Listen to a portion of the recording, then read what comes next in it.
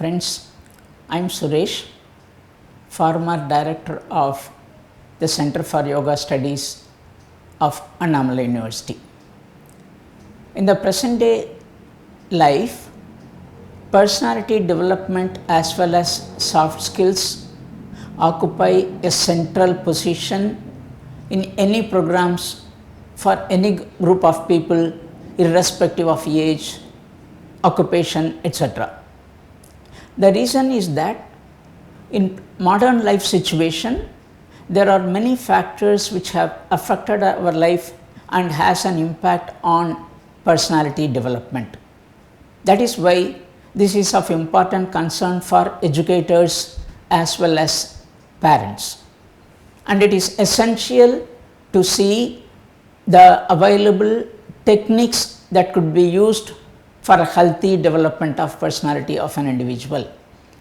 And it is in this respect we are going to see the features of personality and its development. And the term personality is familiar to every one of us, but in the common parlance, many people use the term personality in a wrong sense to refer to only the physical appearance of the individual. But psychologically speaking, personality is much broader. The term persona was brought to Western psychology, which is derived from the Latin word persona, which means the mask worn by players in a drama. So, in a drama, the person plays a particular role. So, what he does in the drama is something very different from what he actually is.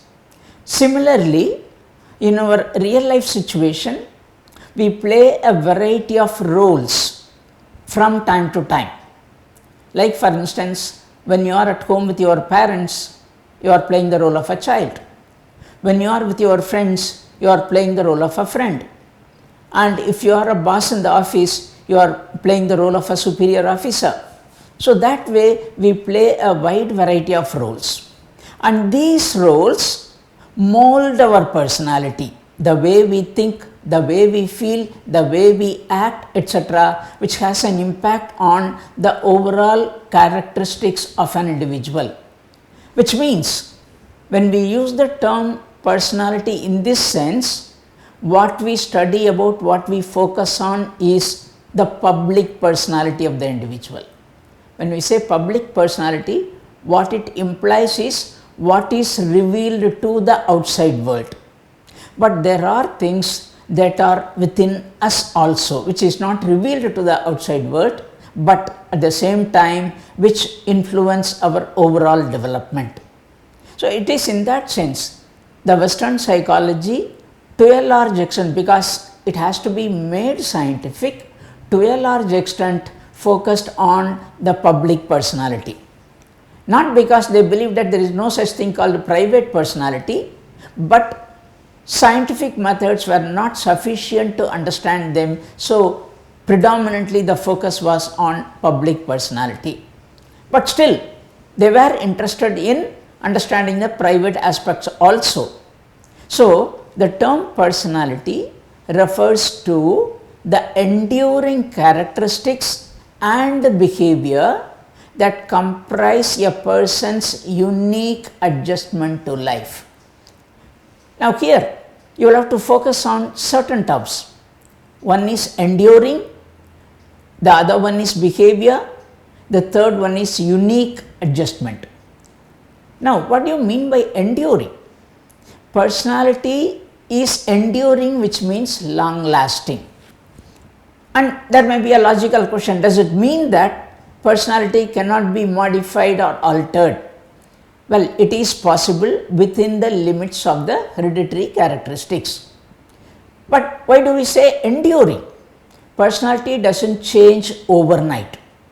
It changes based on experiences over a period of time. So a characteristic that is formed in an individual, was formed over a period of time, based on a variety of experiences, which means if it has to be altered or modified, it cannot be done overnight. Again, a variety of experiences are required to bring in the modification.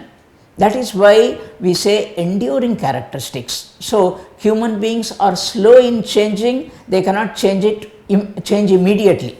So, that is the difficulty here, and that is the reason why I would say there are problems for people in the present day world. The reason is the outside world is changing very fast. Like for example, you have the latest model of the mobile phone today, and by the time you complete understanding that, well, a third model has already come. So, there is a gap between what you are right now and what is there outside. And so, the outside world is changing very fast, you are unable to keep pace with such a fast change, and as a result, as you get old, you feel that your own life is not under your control, and ultimately it results in the experiencing of stress. So, personality is enduring in nature, it is long lasting in nature, and it comprises of different characteristics. It is not just one whole aspect here, there are different characteristics or different parts which constitute the personality of the individual, and personality influences every behavior of an individual. So, all behaviors of an individual are dependent on the personality of the individual. So, that is why we give undue importance to personality. Like for example, take a personality characteristic called self-esteem. Self-esteem means evaluating yourself, the feeling that you have of yourself. So, if you evaluate yourself in a favorable way, then you will be confident, you will be motivated to seek unfamiliar situations, you will be motivated to learn, you will be motivated to face and solve problems, etc. On the other hand, if your self-esteem is low, that is, you evaluate yourself in a negative way, that means, well, you are worried about yourself, thinking that, well, you are incapable, you cannot perform important tasks, and you are not confident of your own self. Ultimately, such a person, what he does is avoids unfamiliar situations, because in case I face an unfamiliar situation, if I fail, it aggravates the negative feeling in me. So, the person avoids unfamiliar situations and tries to move away from problem situations and feel more comfortable doing the routine. And when you are doing the same thing again and again over a period of time, well, that is not going to contribute to your betterment. Only when you learn new things, only then you are adding new dimensions to yourself, only then you are growing. So, that is what is needed in personality. So, that is how we have to look at it. So, it influences every act of an individual. That comprise a person's unique adjustment. Why do we say unique? The reason is no two individuals shares the same type of environment. So, each one's environment is unique, which has an impact on the personality of the individual. Like for instance, we can say identical twins. So, they are similar, and what happens is parents try to get them exactly the same material things, like the same dress, the same pen and other things. So, the physical aspects may be similar, but the psychological environment, one child may be the favorite of the father, the other child may be the favorite of the mother. The way the father handles the child may be different from the way the mother handles the child, because they are two different personalities. So, their impact will be there in handling the child. So, which means it brings in a difference between the two identical twins to a certain extent. That is why we say unique, because just like we say for thumb impression, in psychology it is said that no two individuals share the same type of environment. As a result, each individual is unique. Adjustment to life. What is adjustment? Adjustment, again, it is a term many times used in a wrong sense in our day-to-day life situation. Yielding to environmental pressure is called as adjustment in many situations. When you yield to environmental pressure, that affects your growth. So, it should not be yielding to environmental pressure. Then what is that? Each person has certain needs to be fulfilled, like the need for food, the need for love, etc., which are to be fulfilled. So, there are needs, and at the same time each person also has responsibilities to the outside world which he has to perform. Like for example, when you go to your office may be from 10 to 5. When you say 10 to 5, well, you are expected to do your job between this time, and when you are going home by about 2 o'clock, that means you are indulging in a behavior that is not appropriate to the situation, and in that case you will have problems with your boss, with your colleagues, etc. That is what we call as adjustment problems.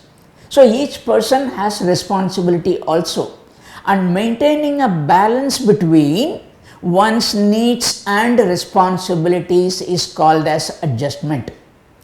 So, to a significant extent one's needs are to be fulfilled. Only when your needs are fulfilled you will think in terms of the needs of other people, what is called as responsibility.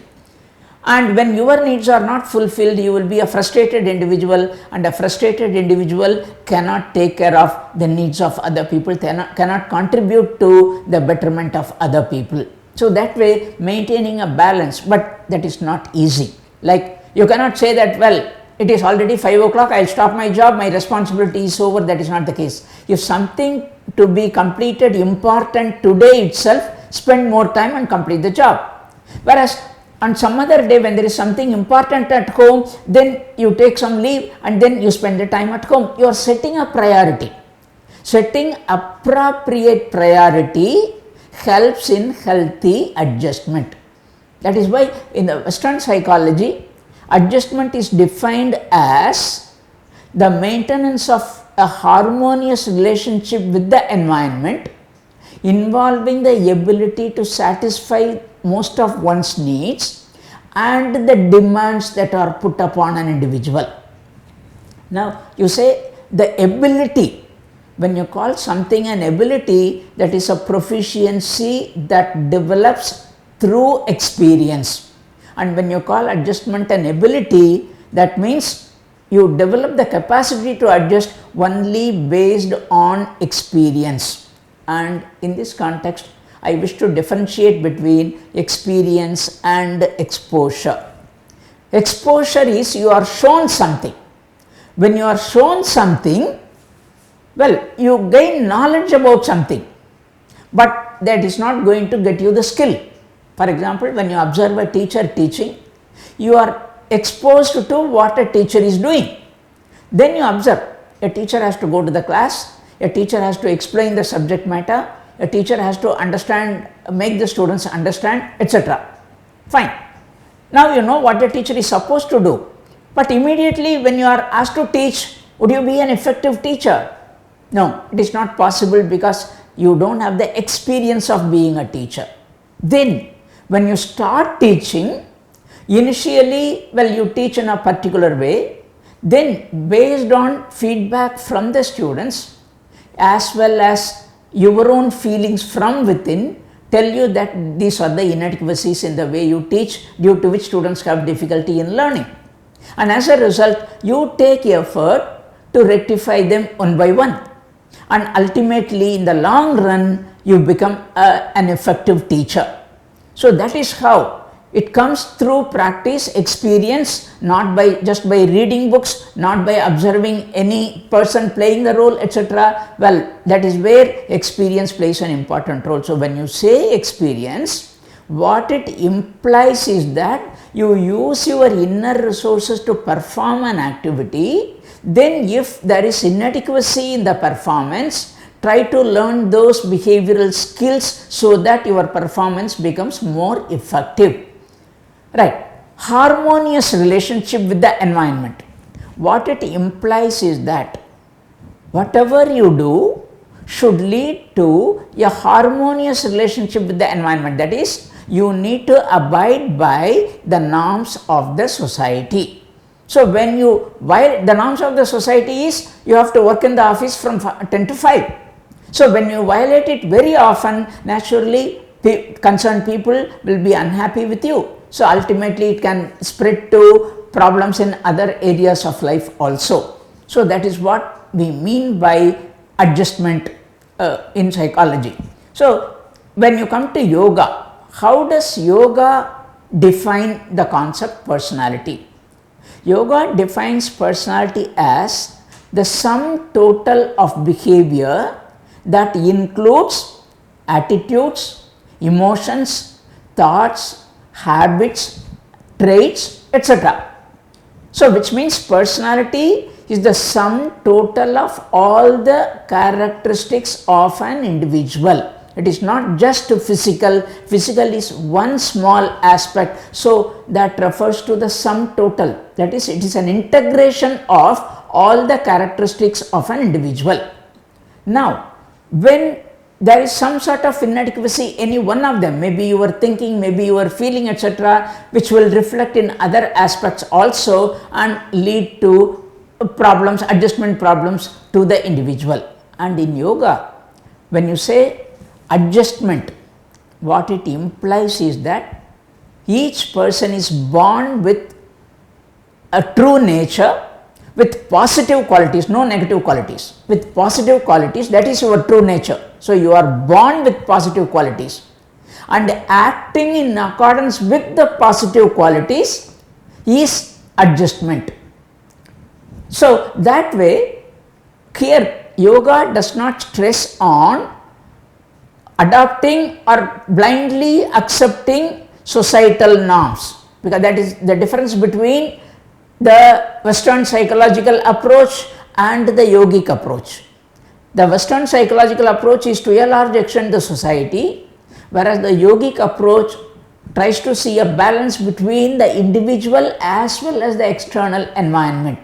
So, balance within is important, and when you act in accordance with your true nature, then you are peaceful inside and you are satisfied, and as a result you are able to see things from a broader perspective. Like for example, you are born with the capacity to love, and when you show love to others, ultimately, well, that gives you a sense of satisfaction, and as a result your mind becomes broader, your mind tries to think in terms of the larger context, how you can do good things to others, etc., and ultimately you grow. On the other hand, when you act against your true nature, then that disturbs maybe the feelings of the individual, the thoughts of the individual, or all of them put together, etc. So there is a disturbance which affects the personality of the individual. So acting in accordance with one's true nature is adjustment as far as yoga is concerned, which means the yogic approach to personality seems to be much deeper and more appropriate rather than the Western approach to personality. We saw that personality comprises of the whole individual, both the internal experience as well as the outer expression. So it refers to the whole individual. Now coming to the concept of development. In psychology, there are two terms that are used. One is growth, the other one is development. Growth refers to anything that can be quantified, like the height, the weight, etc. And as physical changes take place, correspondingly qualitative changes also occur. That is what the individual is capable of performing, and these qualitative changes are called as development. And in education, we say that when growth and development are optimum, that stage is called as readiness. What it implies is that when growth and development are optimum, that is when the individual is ready to learn something, and if opportunity is provided to learn, learning will be rapid and learning will be effective. If it is done earlier when the individual is not ready, well, it will be forced on the individual, which may lead to a breakdown. On the other hand, even after the individual is ready, if opportunity is not given, that will affect the development of the individual. So that is where experiences are to be provided at the appropriate time, so that a healthy development take place. So development refers to the qualitative changes in the individual, and development means the progressive series of changes in the structure, function and behavior patterns.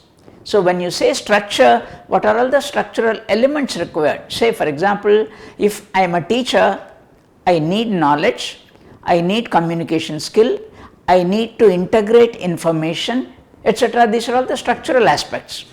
And when I am teaching, I feel that I don't have enough knowledge with regard to a particular concepts, etc. The structure is lacking. When the structure is lacking, naturally I will not be able to explain it properly. So ultimately what happens? I acquire the information, the structure.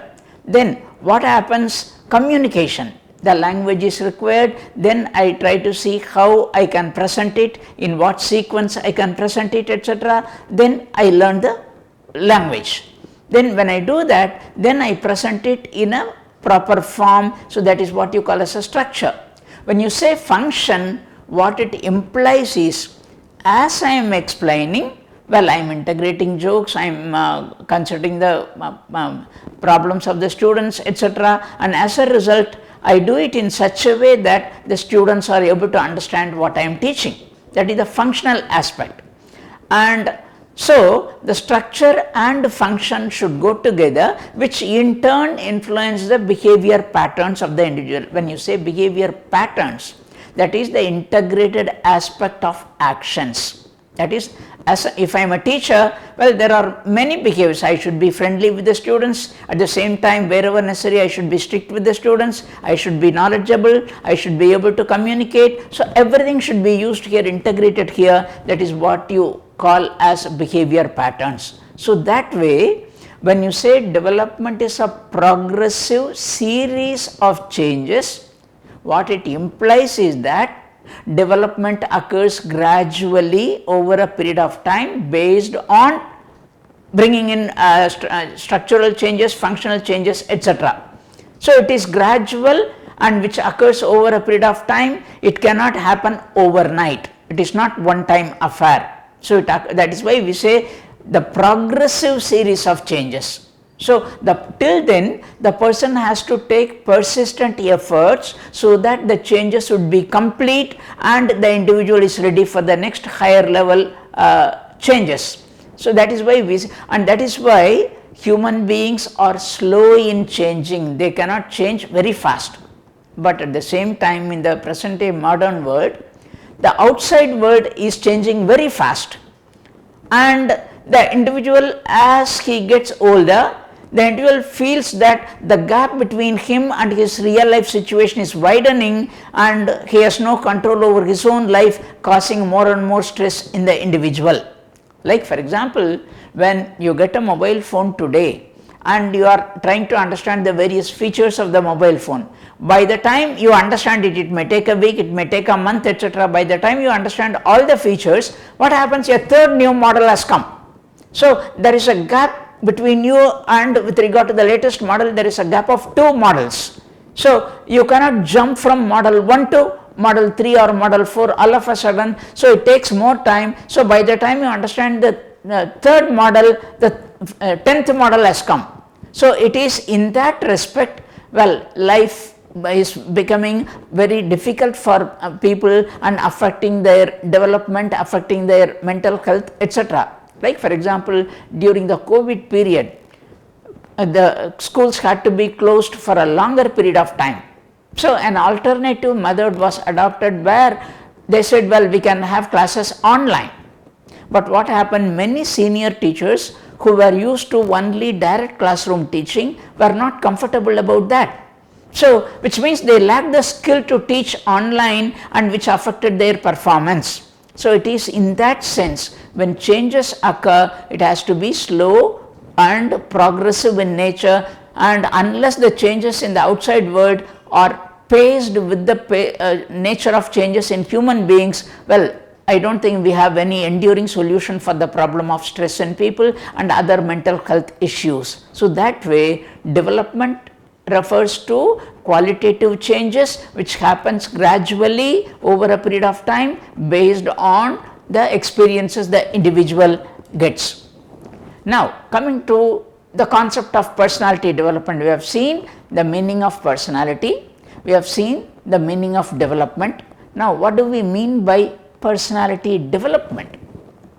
Personality development refers to the dynamic construction and deconstruction of integrative characteristics that distinguish an individual in terms of interpersonal behavioral traits. So, when you see this, the dynamic construction, when you say construction, you add to your attributes characteristics by gaining appropriate experiences. And when you say dynamic construction, personality is changing, it is not constant. So, that is why we say personality is dynamic, even though we say it is enduring in nature, it is dynamics. Personality has to undergo changes based on the experiences of the individual. And why should it undergo changes? Because as you learn something better, then you are ready for still something better, because changes are constant in people. So, as changes occur, one has to make adjustment to the changes, that is what you call as adjustment. So, changes occur in us constantly, like for example, a child who was not going to school remains at home, so he used to eat anytime, play anytime, sleep anytime according to his convenience.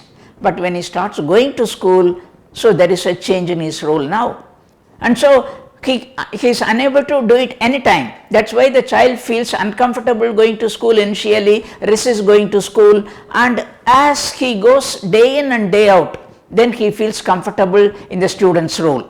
Now, he starts learning, he is able to focus on learning and he learns, and once he has learned to an optimum level, then he is ready for a job.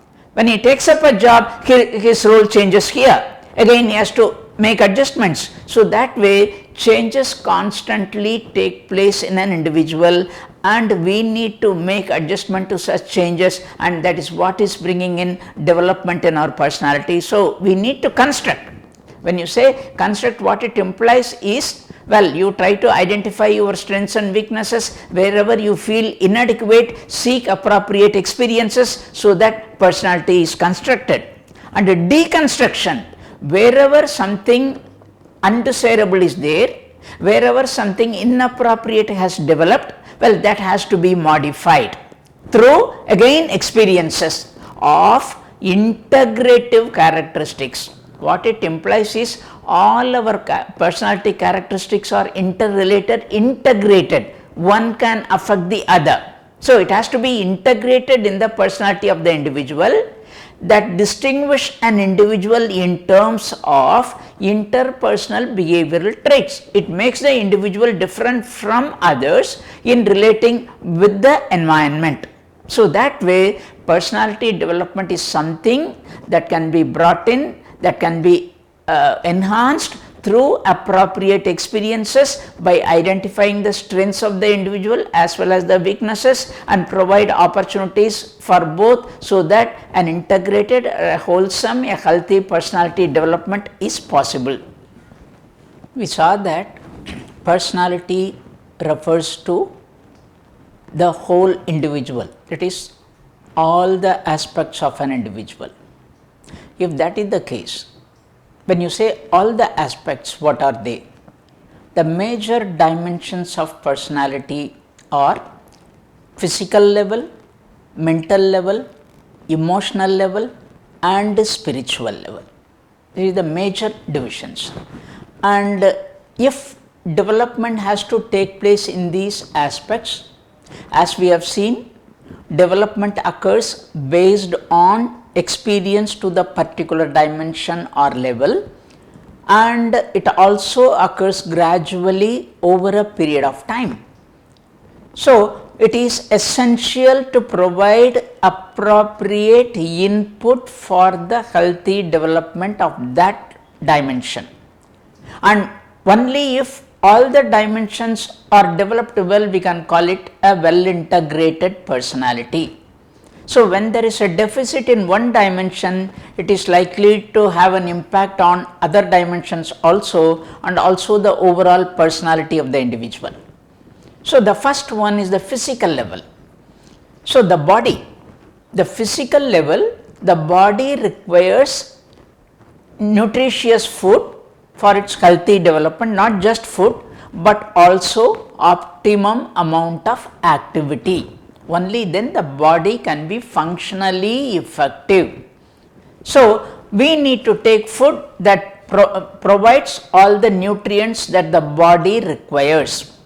If there is any deficit in any of them, then that affects some aspect of the body which causes a deficit or inconvenience or a problem, and when there is a health issue, then naturally it affects the other aspects of the individual also. That is why healthy food is essential. And when you say healthy food, again I am repeating, what it implies is that the food should provide all the nutrients that the body requires. So, when the body gets the nutrients and then absorbs, the various parts of the body grow, and as a result they become capable of performing various types of activities or behavior. So, that way for a healthy physical development, appropriate food is to be given and appropriate activity is to be given. And in the traditional Indian society, if you see, well, food was available only to a limited level, but at the same time physical activity was more, and for the physical activity the food was inadequate. Subsequently, over a period of time, what has happened now is we have rich food, but at the same time the physical activity has gone down. People set an alarm, go out for a walk for about 1 hour or 2 hours in the morning, for the rest of the 22 hours there is not much of a physical activity, whereas we should understand that the body needs activity periodically throughout the day. That is important. But right from childhood, even for a young child, people get a two-wheeler, and then children, even to go to a distance of about 100 meters, they take the vehicle. So, ultimately there is no physical activity, and nowadays parents are concerned that the child likes only what the parents call as junk food. The child argues that it also has all the things like vegetables, etc., but parents call it junk food, that is not good for health. So, that way though the children eat, well, it does not provide enough nutrients to the body, and ultimately even at a young age children experience different types of physical problems or physical ailments. And when there is say for example, when there is an illness, then the person is unable to think properly, the person is unable to feel properly, the person feels depressed, the person feels dull, and he does not feel like talking to people or doing any activity. And when that is the case, at a spiritual level also it affects the person. So, that way the second dimension is the mental level. When you say the mental level, we can say that it is the cognitive functioning of the person, like perception, learning, thinking, problem solving, etc. So, when this has to develop, what needs to be done is we need to provide enough opportunities, like say for example perception. What is perception? Understanding the external environment through the sense organs. If that is the case, the child has to be exposed to a wide variety of things in the environment, different types of food, different types of dress, different types of situations, etc. So, only then the appropriate development can take place. And in those days when a child was growing, well, the mother would ask the girl to assist her in various household chores, the boy will be asked to assist in various activities at home, etc. So, he was exposed to various situations.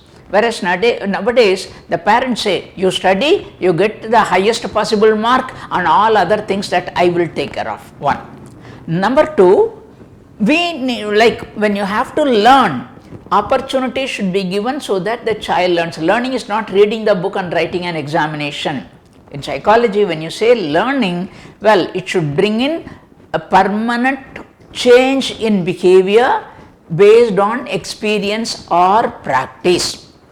Whereas now everything is given ready-made, and if I have to write an assignment, it is there on the internet. So I just take it and then I just cut and paste. That's what I do. On the other hand, what should I do? I should read, I should grasp the meaning, I should write it on my own, etc. Then I try to learn, I try to think, I try to produce ideas, I try to integrate ideas. All these things possible only when I am made to do that.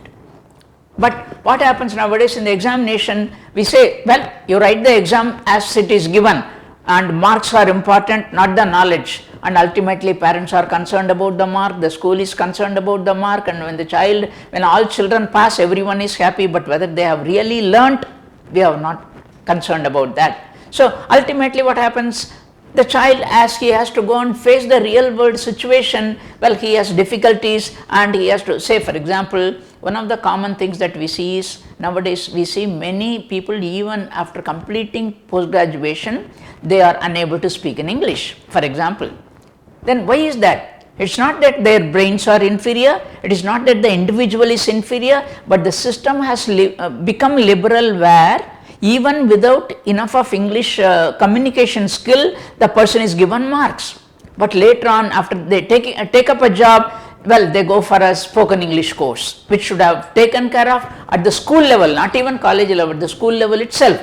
So the person's functioning in the job is affected, and a lower level development has to be taken care of at a later date here. So that is how things happen, and in that sense cognitive functioning is affected because of the technological advancement and the substitute of technology for our efforts, etc. And that way I think we'll have to also see what the consequences of artificial intelligence on the mental level and ultimately the personality development of the future generation. Accordingly, that also should be addressed side by side. Then coming to the emotional level. When you say emotional level, feelings are part of our life, and that's why it is said that feelings are facts to the person experiencing them. For other person, my feeling may be nonsense, but for me that is reality. So unless we relate with the person based on the feelings, the person may not feel comfortable relating with us. So that's why in any interaction we have to address the feeling first. And in many interpersonal relationships, for that matter, say for example in the office, between colleagues, between boss and the subordinate, etc., or between husband and wife, where the feelings are rejected. When a person feels rejected only when his feelings are rejected, not when you differ from him with regard to his opinion or attitude. That doesn't bother them much. But when the feelings are rejected, well, the person undergoes emotional pain. So we need to face a wide variety of situations which will evoke a wide variety of feelings like happiness, sadness, gratitude, etc. So when a wide variety of feelings are evoked, then we know what a person would feel in a given situation. Not only that, well, how to appropriately express our feelings.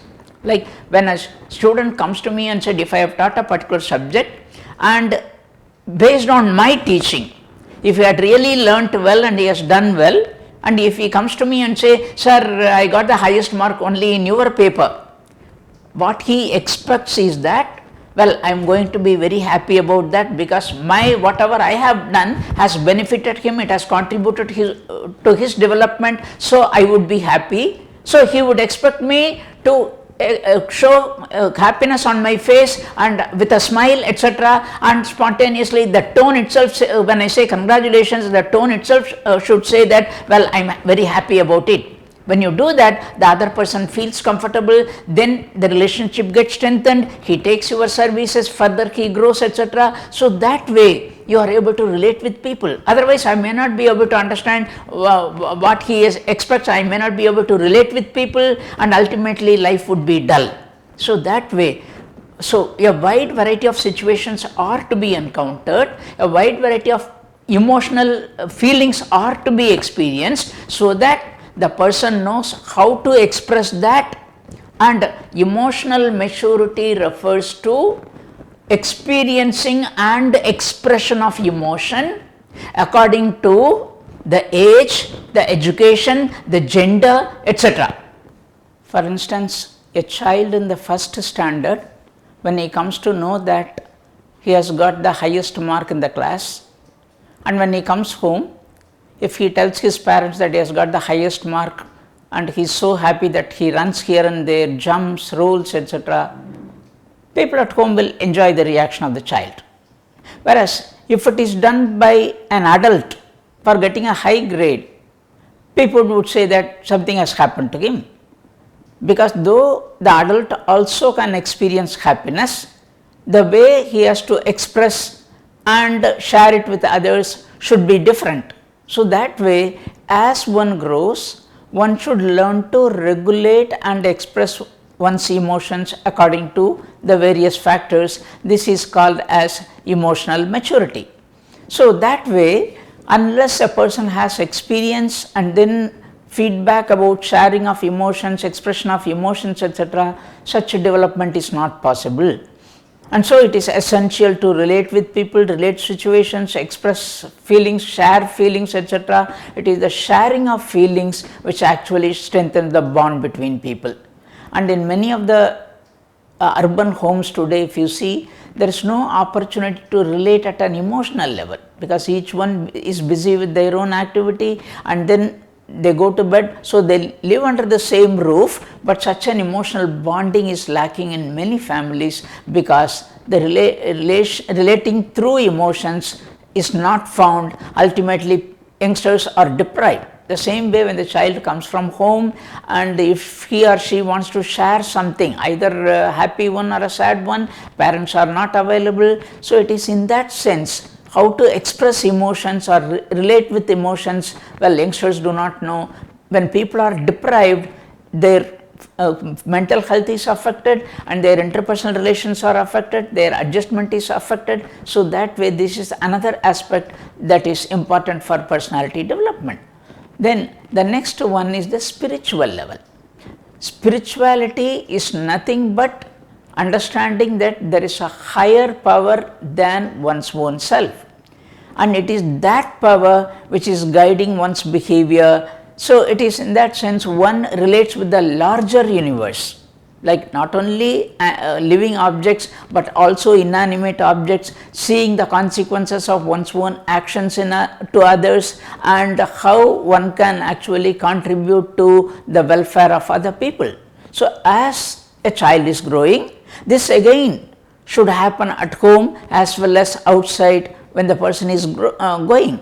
Like for example, at home the child should be made to understand the welfare of others and work for the welfare of others, think in terms of welfare of others. Like at a very small level, if you see, in the olden day Indian society, when there was a guest, the child would be asked to give him a glass of water at the beginning. It's not that the adults can't do that. Well, they felt that such experience will help the individual as to how to provide hospitality to people and how to care for people, etc. The Indian society traditionally was a spiritually oriented society. So, that is why there was a close bond, and also a person was evaluated in terms of his contribution to the welfare of others. Like for example, when a person gets a promotion and is likely to be transferred to some other place, if she or he has to leave aged parents in the place and then go, and if the parents are going to suffer, in those days it was felt unethical. People would say that he is a selfish person, money minded person, etc. So, he had to compromise on such things for contributing to the welfare of other people. So, such type of experiences, opportunities are to be provided. And if we see in the present day modern life, where we have become highly materialistic orientation and we are more and more concerned about the benefit that we would get by doing something and how we can accumulate wealth, and as a person becomes more and more affluent, well, the person's mental health is affected. It is found that people who have accumulated more wealth are not happy in the long run. The reason is they spend more time and energy in accumulating wealth, in the process goes away from people, fails to relate with people and give what they want, and fails in his responsibility. Ultimately the spiritual development is affected. So many people, when they come to the middle age, when they have all the comforts in life, they don't have anything to look forward to in life. That is where meaningfulness, like when you say happiness, for happiness your view is, what is it that I can get? When my needs, desires are fulfilled, I am happy. Which means to make me happy, I need many people.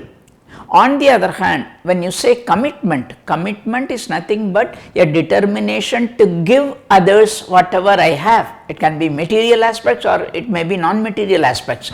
So I try to see in terms of what is it that I can give for somebody, and that is called as a commitment. When you are committed, then you develop a willpower to give until you reach the goal. So life becomes more and more meaningful, more and more interesting till the last minute, and the person grows and leads to happiness and satisfaction, contributes to the welfare of the larger society. And in the modern world, well, many of these dimensions people are deprived. That is why psychological problems are on the increase. So it is high time that the family, the school, etc. take care of the various opportunities to be given to youngsters as they grow, so that a healthy personality develops, and in that respect personality development becomes a very important and relevant subject in the modern world. Thank you.